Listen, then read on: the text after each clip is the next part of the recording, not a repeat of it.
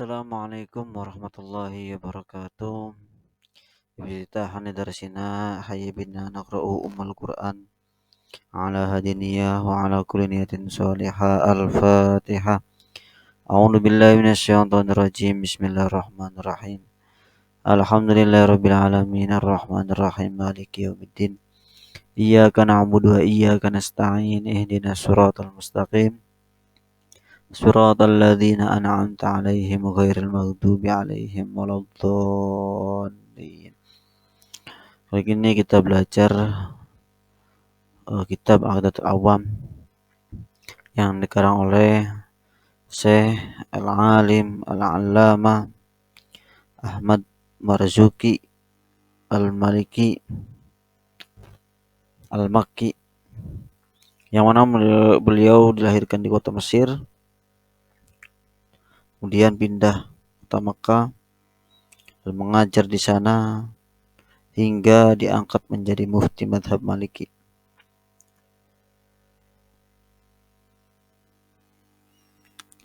Kemudian ada sebuah kisah di balik tersusunnya kitab ini.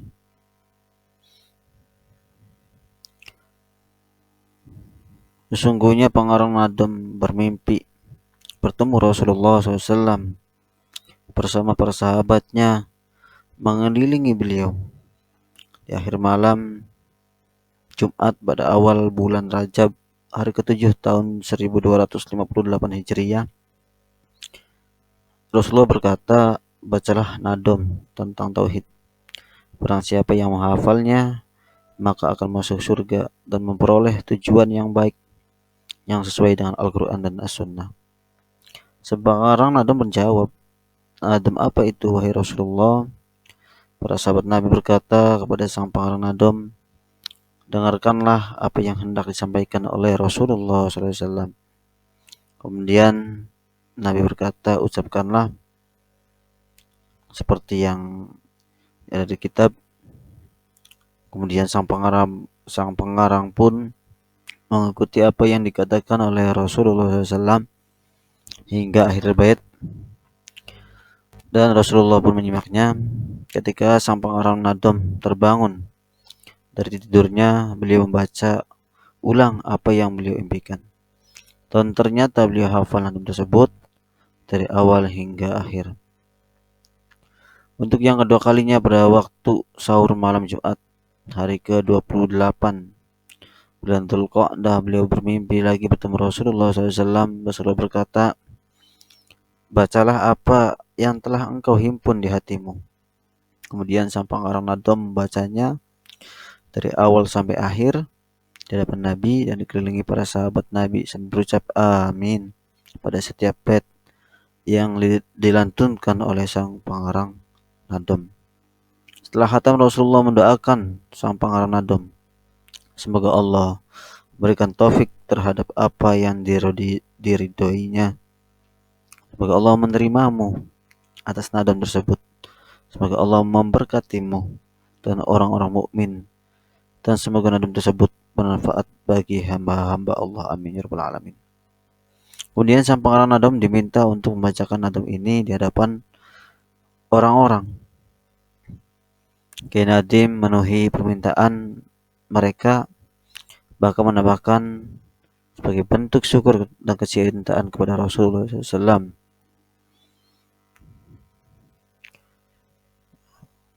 Baca bakul lumah sampai akhir. Begitulah cerita ditulis dalam Aqidatul Awam, dan semoga kita semua dapat menghafalnya, mengambil kemanfaatan dan mengamalkan isinya. Baik, kita mulai. Qala al-musannif rahimahullah ta'ala wa nafa'ana bihi bi'ulumihi fid dharain amin. Abda'u bismillahirrahmanirrahim wa birrahimi daimil ihsani. Saya mulakan penulisan nadam ini dengan nama Allah. Sebagai adat ulama, pengarang kitab selalu mendahului dengan Bismillahirrahmanirrahim, yang maha pemurah dan yang maha pengasih, yang selalu menganugerahkan kebajikan. Dari kata Ar-Rahman, sebagaimana ulama kita menjelaskan bahwasanya Ar-Rahman adalah sifat kasih sayangnya Allah yang diberikan kepada seluruh makhluknya, baik itu beriman ataupun tidak. Wa birrahimi, itu adalah kasih sayang Allah yang hanya ditunjukkan nanti di akhirat kepada hamba-hambanya yang beriman. Falhamdulillahil qadimil awwali al-akhiril baqi bila tahwuli. Segala puji bagi Allah yang qadim. Qadim itu artinya adalah dahulu. Yang qadim, al-awwali yang awal, al-akhiri yang akhir, bila tahawulin tanpa perubahan.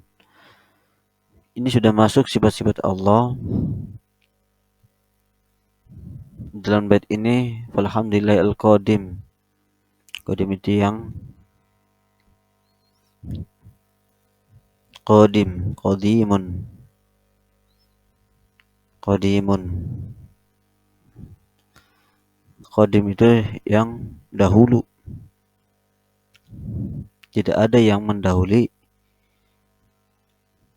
dari Allah Subhanahu wa taala, karena beliaulah sang pencipta. Tidak mungkin seorang Tuhan itu hidup setelah ia hidup dari seorang misalnya, karena Tuhan itu yang paling dahulu adanya. Terus al-awwali yang awal tanpa permulaan. Angka 1 itu ada dengan sendirinya. Angka 1 tidak lahir dari angka 0. Tidak 0 tambah 0 misalnya 1, tidak mungkin. Angka 1 itu berdiri sendiri, ada dengan sendirinya. Angka 1 itu melahirkan angka 2, angka 3, angka 4 sampai ribuan triliunan. Itu semua dari angka 1. Kita ilustrasikan dari gambar.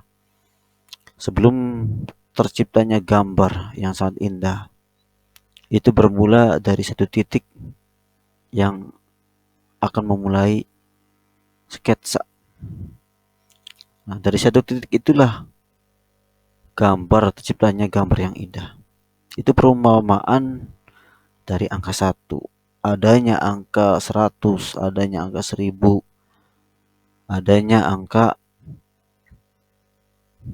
angka ribuan, triliunan, itu semua dari angka 1. Al-akhiru, yang akhir tanpa penghujung. Tidak ada yang hidup paling akhir kecuali Allah Subhanahu wa taala. Artinya apa? Tidak ada yang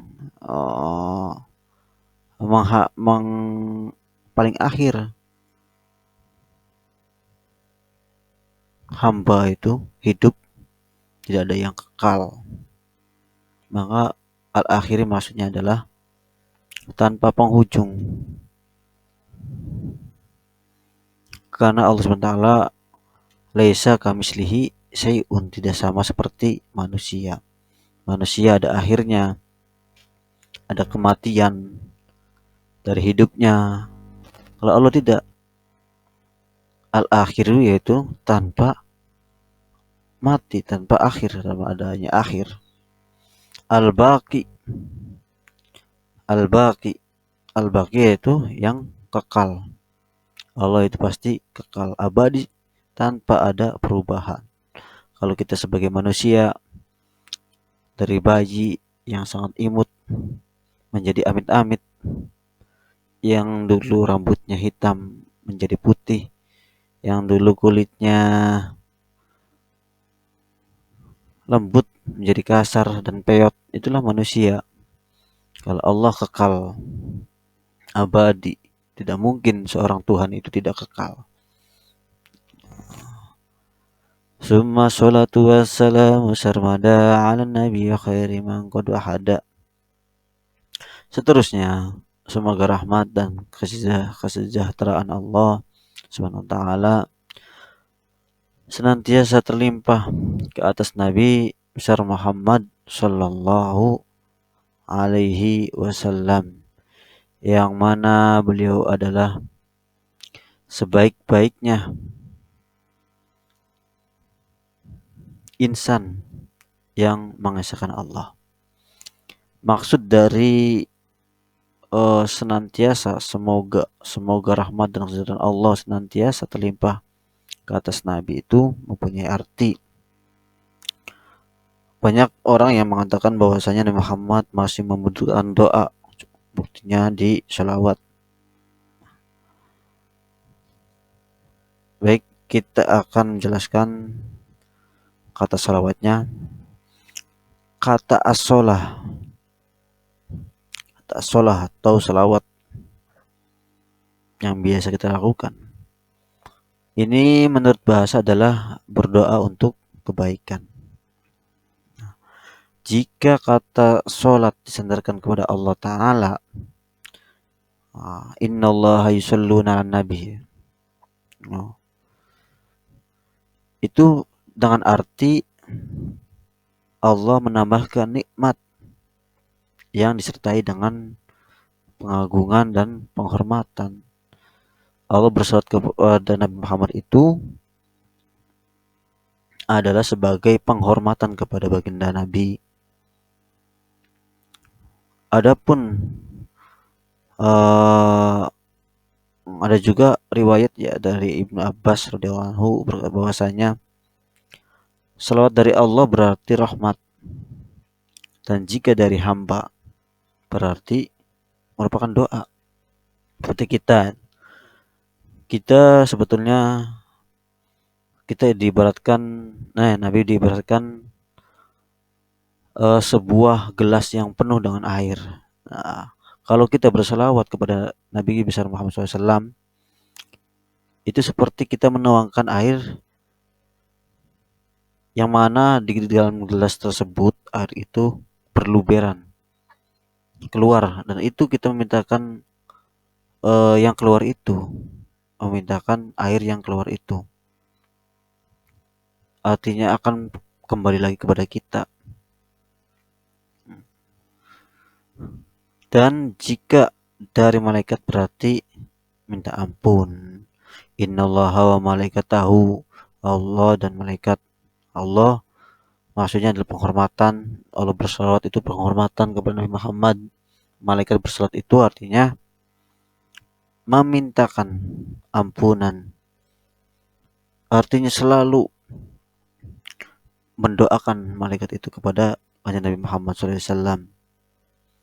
Adapun kita manusia biasa yang berselawat itu seperti kita berdoa kepada Allah SWT, meminta kebaikan seperti kebaikannya Nabi besar Muhammad SAW, minimal ada baiknya gitu ya.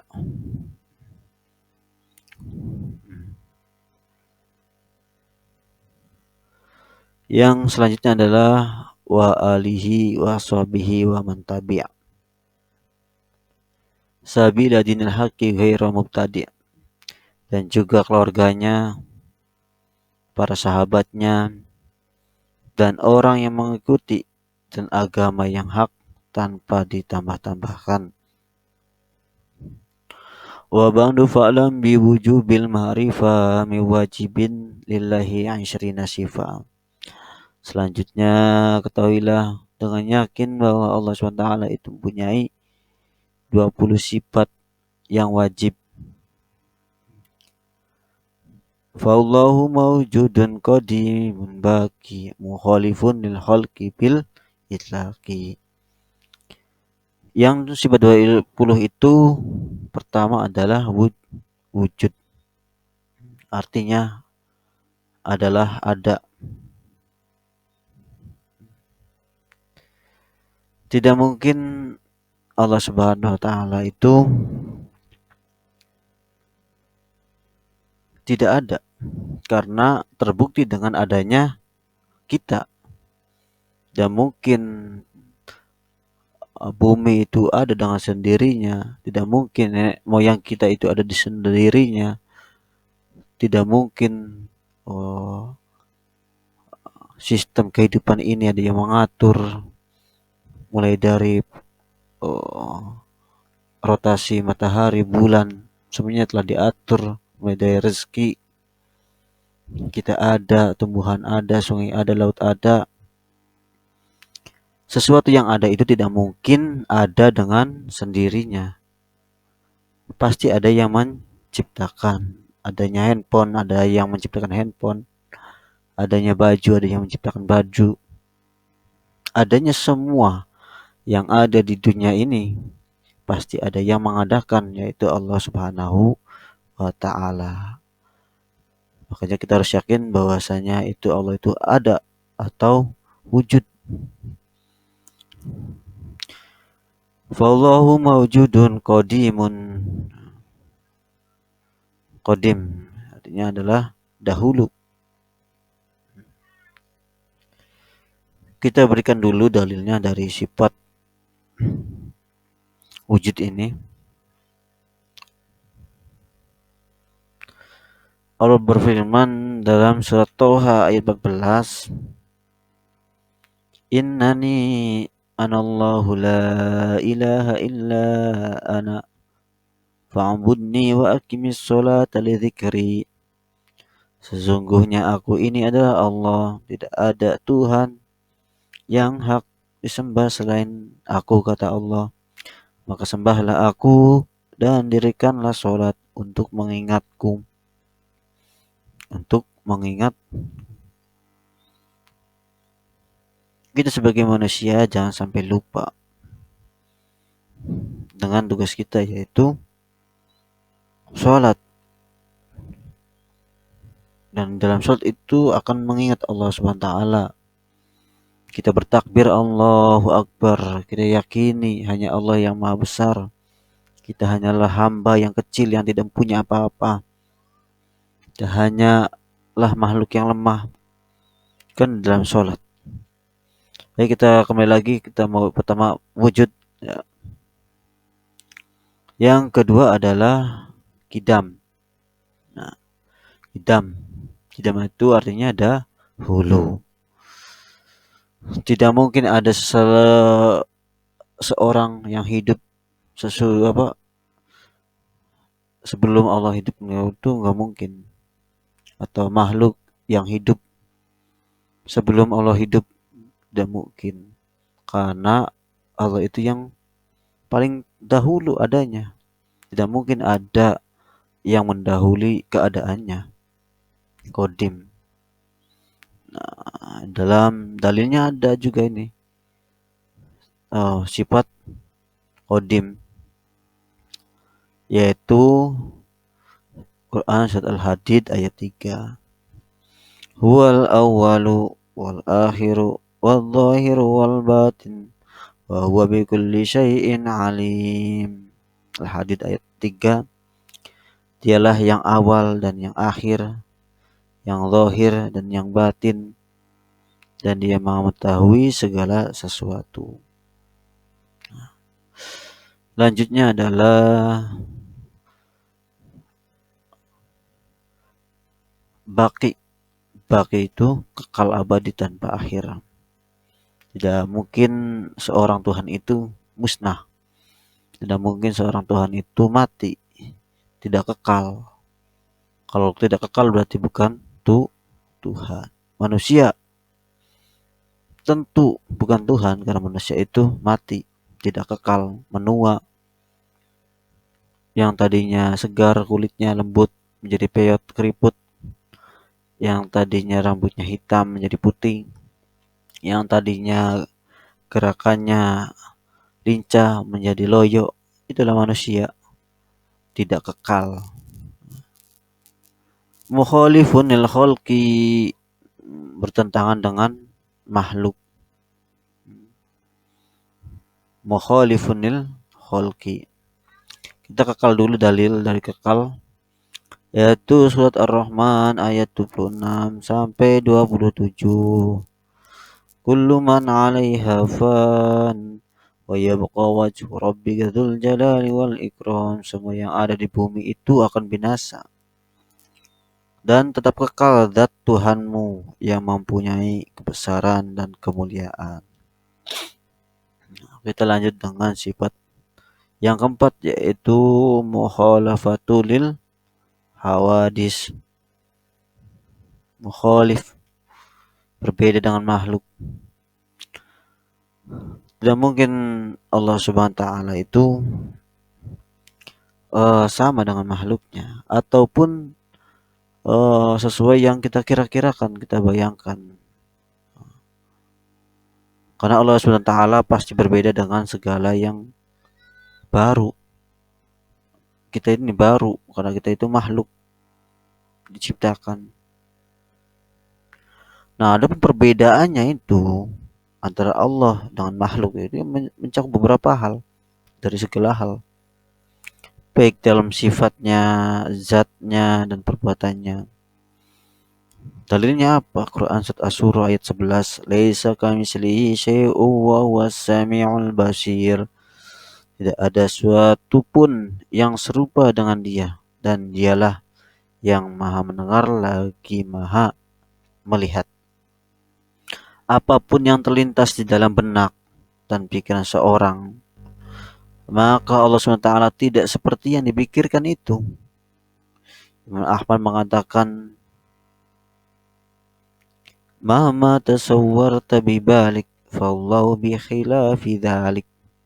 Apapun yang terlintas di benakmu tentang Allah, maka Allah SWT tidak seperti yang dibayangkan. Karena itulah seorang mukmin tidak diperkenankan membahas zat Allah SWT. Tinggal ngopi.